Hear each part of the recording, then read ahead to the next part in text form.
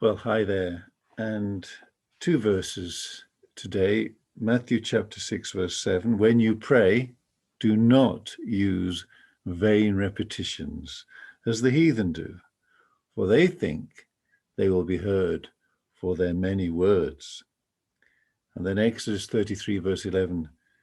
And Moses would return to the camp, but his servant Joshua, the son of Nun, a young man, did not depart from the tabernacle. One of the most important lessons in prayer is to distinguish different kinds of prayer. Golf and football are both types of sport, but are completely different in every imaginable way. To confuse the rules of each game would be disastrous in the extreme. The same is true of different kinds of prayer.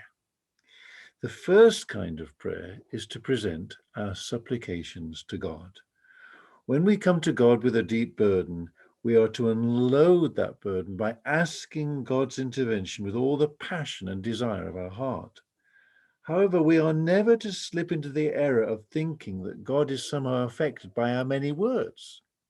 He hears the cry of our heart and will answer our plea. The second kind of prayer is to reach out in communion with God.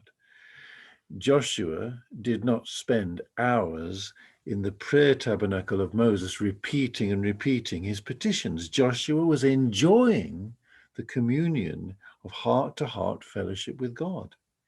It is in such times of prayer that our hearts reach out to know God, to drink in the wonder of his matchless being.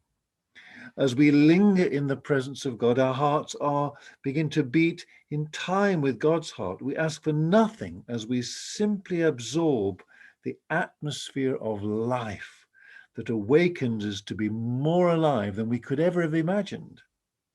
It is in fellowship with our God that our sense of need is also transformed.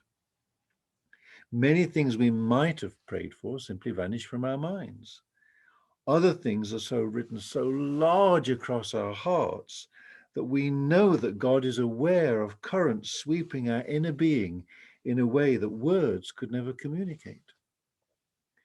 Prayers of petition are common to all humanity. Even people who don't believe in God will say a prayer as they enter an examination hall or go under a surgeon's knife.